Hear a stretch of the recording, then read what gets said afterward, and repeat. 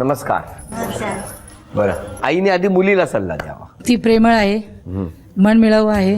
जसे आमच्याकडे प्रेमळ राहते, मन मिळून राहते, तसे त्यांच्याशी राहावं. बस एवढीच माझी इच्छा. एवढाच सल्ला आहे. एवढंच. जावयाला काय सल्ला? जावई छानच आहेत तसेच असेच छान राहावेत. होय ना. हो, खूप प्रेमळ आहेत. ते कळतच आहे त्यांच्याकडे बघून. फक्त मुलीला सांगा ती नख आता लग्नानंतर जरा कापली तर बरं होईल. नाही, तसं काय ऐकेल असं वाटत नाही. त्यांना मारामारी करायची सवय, मग मला माझ्यासाठी बरोबर आहे. मग नख मारते मी. कोणी सांगितलं त्याला मारामारी करायची? लहानपणापासून मारामारी करतात ते लहानपणी करत होते केलेलं. आता कुठे करताय? आता काय माहिती, कोण गॅरंटी घेणार. पण तुमची भावंड सांगतात तुम्ही अजूनही करता म्हणून. हा, ते मारतात मला तेव्हा मी मारते. कोण कोण मारतं तुम्हाला? तो भाऊ आहे ना, मावशीचा मुलगा. तुम्ही तुमच्या मुलाला का? काय नाही, हाय तसा चांगला स्वभाव आहे त्याचा. बाबा, तुमचं काय म्हणणं आहे? आमच्या काय अपेक्षा असतील, काय इच्छा असतील तर त्याने पूर्ण कराव्या, एवढीच आमची त्याच्याकडून अपेक्षा आहे. खूप अपेक्षा करू नका. कोणाकोणाला या दोघांबद्दल बोलायचे ते बोलू शकतात. बोला. तो खूप छान आहे, त्याचा स्वभाव एकदम मनमिळाऊ आहे आणि सगळ्यांना समजून घेतो. म्हणजे आम्ही 2 बहिणींना त्याने समजून घेतलंय. म्हणजे अजून पण लग्नानंतर सुद्धा तर लाड पुरवतो आमचे, जे हवं ते मागून वगैरे व्यवस्थित देतो. तर तसं प्रेम बहिणी आल्यानंतर सुद्धा आम्हाला मिळालं पाहिजे, एवढीच अपेक्षा आहे आमची. आजकालच्या आधुनिक जगानुसार त्याने तिला असं सांभाळून घ्यायला पाहिजे, कोणत्याही अपेक्षा न ठेवता. अजून खूप आगाऊ आहे ती. तिला समजून घेणं खूप कठीण आहे, पण कळेल तुला. बघितलं, बघताना सगळे खरं बोलतायत आज. तशी बोलणार नाही कधी, पण समजून घ्या तिचं, एवढंच. असं समोर कधीच कोणाला काय बोलणार नाही, मला हे हवंय की नको आहे, पण समजून घेणार आहे असं वाटतं तुम्ही. त्यामुळे दोघंही मनमिळाऊ आहेत, चांगलं जमेल तुमचं. अजून कोण बोलणार? माझ्यावर जास्त करून भांडणं केली तिने, पण मला तेवढं तिने मारलंय, तेवढं माझ्यावर प्रेम केलंय. आणि ती जेवढं जेवण चांगलं करते तेवढं कोणी करू शकत नाही माझ्या मते तरी.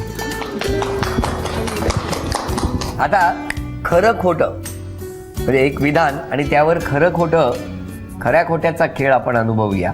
बघूया काय होणार या खेळात. एक विधान आणि त्या विधानानंतर तुम्ही तुमची उत्तरं द्यायची आहेत. हां, पहिलं विधान, मिस्टरांना शॉपिंगची आवड आहे. खरं. मुलाला तुमच्या शॉपिंगची आवड आहे. खरं. काय हो, काय हे? शॉपिंग नको, आवड नाही आहे. तुम्ही का खरं म्हणाला? माझ्यासाठी करतो आणि तो कधी पण भेटला तरी काही ना काहीतरी घेऊन येतो भेटताना. म्हणजे आवड आहे असं नाही होत. मी आवड लावून देईन ना, मला आवड आहे. म्हणजे हार बदलेल हळूहळू बदलेल. रंग. असं होईल मग त्यानंतर. असं होईल. पुढचं विधान, ताई सारखी रुसते. खरं आहे की खोटं? खोटं. खोटं. खरं. काय? रुसते भरपूर रुसते. म्हणजे असं कुठला जे टॉपिक निघाला ना तर ती शांत होते लगेच. मग नंतर मग तिला विचारतो काय झालं काय आलं, ती काय बोलतच नाही.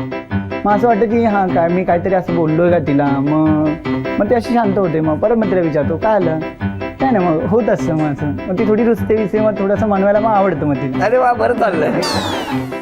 तिसरं विधान, लग्नानंतर मिस्टरांनी फोन केला, तो ताईने उचलला नाही आणि कॉलबॅकही केला नाही तरी मिस्टरांना चालणार आहे. खोटं. खरं. खोटं. चालणार नाही तुम्हाला का? तिने फोन करायलाच पाहिजे परत. तर तुम्ही फोन केला आणि मिस कॉल केला तर लगेच फोन केलाच पाहिजे त्यांनी. हो, मग पण नाही करत त्या. नाही करत फोन कधी कधी. काय हो, असं का करता? मग नंतर बोलता ना भरपूर वेळानंतर फोन येतो मग तिचा. का असं? बिझी असते म्हणून करत नाही. बिझी असते म्हणजे काय करता तुम्ही? ऑफिसमध्ये असते, कधी ट्रेनमध्ये असते, तेव्हा फोन येतो. पोचलीस का, खाल्लंस का, तुम्ही नाही असं फोन करत त्यांना? तेव्हा विचारतो. नाही तेव्हा मी करत. उलट विचार, तू विचार जेवणास का. काय हो? कोणाशी नाही करत. नाही करत. नाही. माझ्या आधी तोच करतो. जरा 8 दिवस थांबा, बघा आता रोज यांचा फोन येईल. तुम्हा दोघांनाही झी मराठीकडून हा आहे.